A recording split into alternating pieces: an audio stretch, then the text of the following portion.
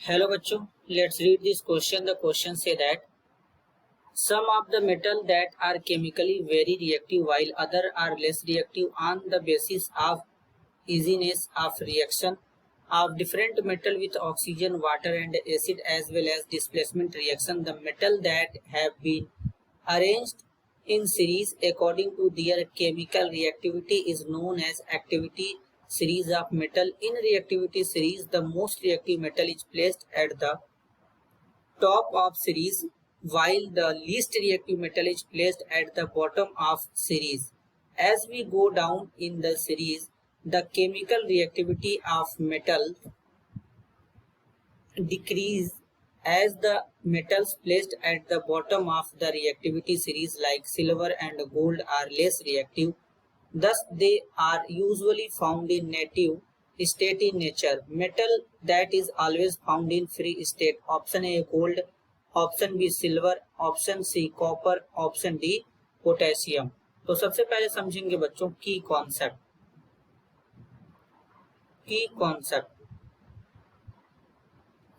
Concept होगा बच्चों reactivity series. की कॉन्सेप्ट होगा बच्चों रिएक्टिविटी सीरीज। तो बच्चों अगर हम रिएक्टिविटी सीरीज की बात करते हैं तो यहाँ पर किस तरीके से बात करेंगे। The reactivity series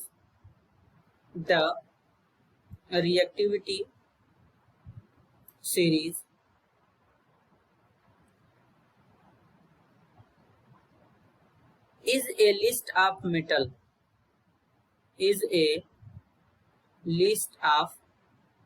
metals arranged in the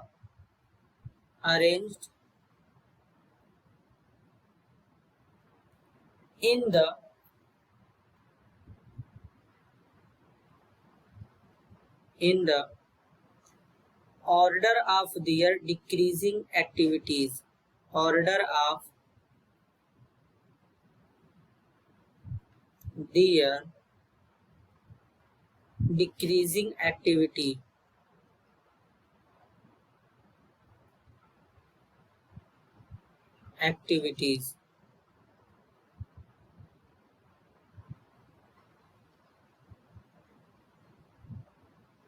अब बच्चों बेसिकली रिएक्टिविटी सीरीज का मतलब क्या होता है। इस सीरीज में जो मेटल है उनको डिक्रीजिंग ऑर्डर में अरेंज किया गया है रिएक्टिविटी के।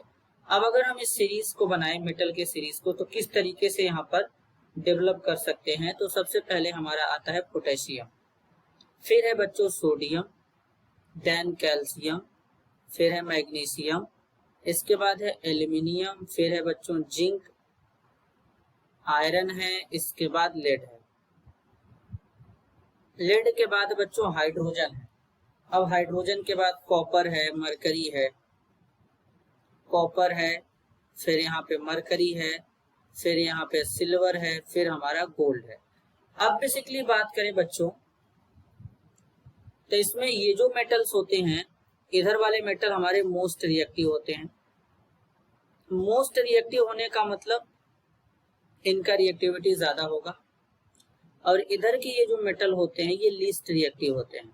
अब लीस्ट रिएक्टिव होने का मतलब इनका रिएक्टिविटी क्या होगा बच्चों, बहुत ही कम होगा। यानी इधर टॉप है इधर बॉटम है, जब टॉप से बॉटम की तरफ चलेंगे तो रिएक्टिविटी डिक्रीज कर जाएगा। तो ये डिक्रीजिंग ऑर्डर हो जाएगा बच्चों, डिक्रीजिंग ऑर्डर ऑफ रिएक्टिविटी।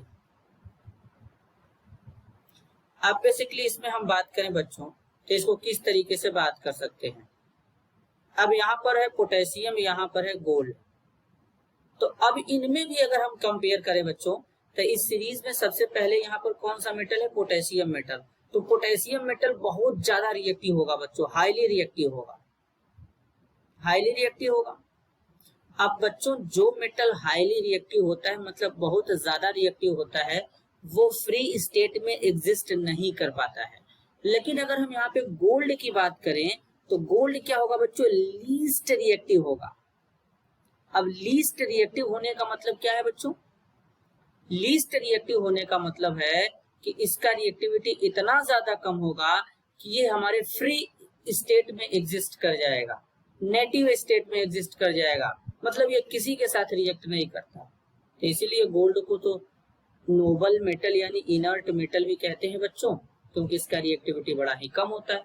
तो अब यहाँ पर बेसिकली अगर हम देखें तो ऑप्शन ए में क्या बोला गया है, गोल्ड, तो गोल्ड यहाँ पे करेक्ट हो जाएगा। ऑप्शन बी में है सिल्वर। बच्चों सिल्वर का रिएक्टिविटी गोल्ड से कुछ ना कुछ तो होगा, क्योंकि यहाँ पर देखा जा रहा है सिल्वर गोल्ड से पहले आ जा रहा है। फिर यहाँ पर ऑप्शन सी में है कॉपर। कॉपर का रिएक्टिविटी बच्चों कुछ ना कुछ होगा गोल्ड के कंपेयर में, क्योंकि गोल्ड से पहले आ रहा है, मतलब रिएक्टिविटी ज्यादा होगा। पोटेशियम, पोटेशियम तो बच्चों हाईली रिएक्टिव होता है इसका ज्यादा। तो यानी जो हमारा फ्री स्टेट में एग्जिस्ट करेगा वो कौन है, गोल्ड है। This is your answer. I hope you understood it well. All the best.